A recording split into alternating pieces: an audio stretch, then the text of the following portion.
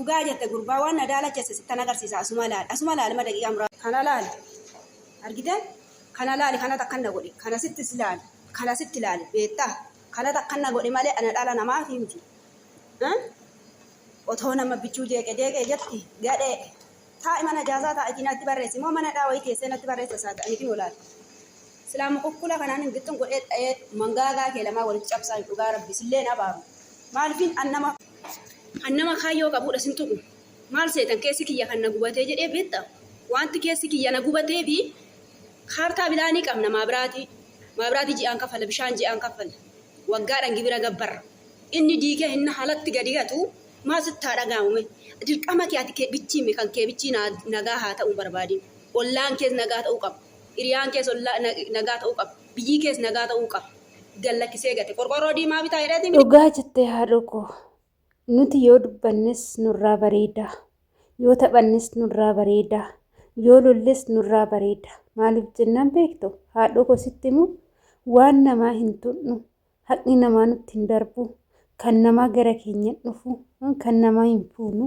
kan keenya qofaadhaan jiraanna jechuudha keenyatu gara namaa darba malee kan namaa gara keenya hin darbu biyya keessatti illee kan biyya keenya bareechee kan biyya keenya magaalaa irratti manneen babbareedoo ijaareetu magaalaa fakkeechee kan biyya keenya biyya jijjiiraa jiru magaalaa xixiqqaa guddisaa jiru eenyudha shamarran biyya arabaa daasbooradha malee warroota akkanumaan koomentii fakkaanne barreessanii miti jechuudha. Egaa nagaaleen dagannee ashamaa harka fuunee kabajamtootaa fi daawwattoota hordoftoota keenya nageenyi koo kan jaalalaa fi kabajaa bakkaa fi lafa jirtan isiniif haa baay'atu. Anis obboleettiin keessan bakkaa fi lafa jirtu waaqayyoof galannaa ga'u nagaa fayyaa kootidha. Egaa obboleettii keenya kana nan jaaladha sinan hordofas jechuudha. Inna yeroo baay'ee wanni isheen dubbattu wanta dhugaa irratti hundaa'edha malee wanta soba irratti hundaa'e miti. Asumarraan illee koomentiin har'a isheedha barraa'e baay'ee ishee aarsee jira. Asumarraan illee waleen teechanis kushiinaa keessa jirti sambuusaa xabbasaarti. Yoo barbaaddaan koottaa nyaadhaa isiniin jedha. Egaa kan nuti yeroo baay'ee hojii madaamii irratti kan argamnu malee teenyetii miti jechuudha. Namoonni tokko maal jedhanii nu qeequ kan furdateen nyaata sitti tolee nyaata biyya arabaatitu sitti tolee jedhuun kan huqqateen immoo midhaan jiru jedhuun kanaan nu qeequ jechuudha. Innaa isaan keessaan immoo furdin nan qabu nan qalladhe jechuudha. Wanti akkanatti na qallise yoo jiraate ganamaan ka'ee hojii madaamitti bobba'u sa'a 24 keessaa sa'aatiin ani qabu sa'aatiin boqonnaa kootii yoo guddate sa'aatii 6 yoo xiqqaate sa'aatii 4 jechuudha. Kanaadha sa'aatii kaawwan akkuma jiru nan dalagaatti dabarsa jechuudha. Yoon kana isiniin jedhu namni kamiyyuu taanaan dalaguufi jechuudha kan inni biyyaa bahee hojjetachuufi jechuudha. Inna kanaaf jechuudha dalagaa kanarratti shamarran biyya arabaa dafqaan bultuu jechuudha. Dafqaan bultuu shamarri hojjettee yeroo ammaa biyya tajaajilaa jirti. Shamarri hojjettee hiyyummaa biyya keessaa kan balleechaa jirtu kan tattaafatu shamarrani jechuudha. Inna deebeet immoo ani yeroo mana diiggallee yoo ta'e kan miidhamaa jiru shamarran biyya ormaati.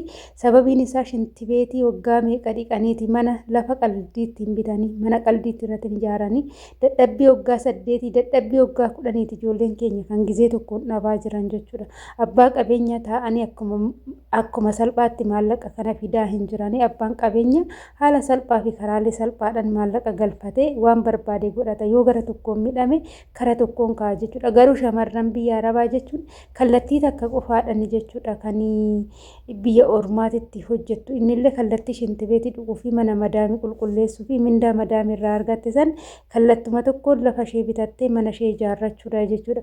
Gaafa isheen dadhabbii waggaa 10 gizee tokkoon ol ka'eetuma jalaa diigamu ol ka'eetuma dhabdu waan baay'ee namatti dhagahamudha jechuudha. Dhugaa dubbachuudhaaf amma namni tokko hojjetee waan waggaa 10 xaare tokko guyyuma tokkoon gaafa dhabe hagam akka namatti ulfaatu namoonni hedduun sirriitti beekuu ni dandeessu isiniin jedha.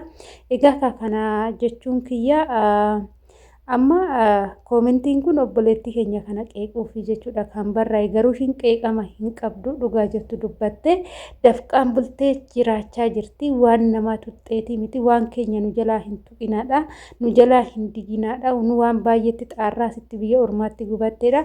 Koomentii kana jalatti immoo viidiyoo kana jalatti namoonni tokko viidiyoo koomentii barreessanii jiru isaanis akkas jedhu jechuudha. Waabbichuun biyyaa bayisiin jedhe mooyii waabbichuun biyya ormaa dhaqee hojjedhu siin jedhe moo ofii feetee hojjettee kan jedhan ni jiru jechuudha namoonni tokko tokko. Isarratti immoo ani deebiin isinii qabus deebiin laadhuufillee yoo jiraate fakkeenyaaf biyya keenya keessatti dhugaa dubbachuudhaaf baratteetillee hojjetaa mootummaa yoo taate jechuudha mindaan ati hojjetaa mootummaa taatee mindaan ati argattu sun biyya waan ati yaadde fi jireenya mataa keetii siin jijjiiru jechuudha. Innaa murteen jiru shamara hedduudha jechuudha. Amma yeroo ammaa hojii mootummaa gadhiisee gara biyya ormaa kan dhufe anuu nan beekaa jechuudha. Kana jechuun biyya keessatti hojjetanii of jijjiiruun hin danda'amu. Jijjiiramni mindaan mootummaan namaa kennu baay'ee mindaa gadi bu'aadha jechuudha. Jireenyii fi mindaan argamu garagara waliin madaalu jechuudha. Jireenyi qaala'ee jira, mindaan hin dabalamu olis siqu jechuudha. Innaa yeroo ammaa kana ijoolleen dhiiratillee hojjettoota mootummaa ta'anii hojii mootummaa gadhiisanii gara biyya Dubaayii kan deemaa jiran sirritti jiru jechuudha. Kanaafuu waa'ee biyya ormaa biyya keenya keessatti amma shamarri biyya Arabaa yaa'u kan maaragaan hojjetaatti haala salphaatti jechuudha. Waggaa 3 waggaa 4 hojjetatte magaalaa keessatti mana ijaarrachuu ni dandeessi jechuudha. Kana yeroon isiniin jedhu immoo namni tokko maallaqa kallattii tokkoon gara biyyaa yoo ergan gamaa gamana keessaa erguu baatanii kallattii tokko yoo ergan yeroo gabaabaatti mana ni ijaarratu. Kallattii garagaraatiin immoo mana yoo maallaqa yoo erganii akkuma waggaa 10 ta'u waggaa 8 ta'u immoo inuma mana wayii gadi dhaabbatu jechuudha. Akkasii shamarri biyya ormaa qeeqa hin qabdu, qeeqamuus hin dandeechu, dafqaan bultuudha. Kan ishii malee kan namaa sumni cabduun ittiin darbu dhugaa dubbachuudhaaf neeraa takkittiin shamarran biyya Arabaa wanti nama gara ishee hin darbu jechuudha. Garuu haqqi ishii tu namatti darba. Yeroo baay'ee namatu haqqi ishii haqa ishii nyaatee kaada malee shamarri biyya Arabaa dubbattee sobdeetu waan akkanaan sii godhatte sobdeetu hin beektu jechuudha. Dhugaadhaan bultuu fi dafqaan bultuu jedhamti jechuudha walumaa galatti. Kanaafuu warroonni shamarran biyya Arabaa qeequu yaaltanii achumatti daandii keessan eeggadhaa isiniin jecha.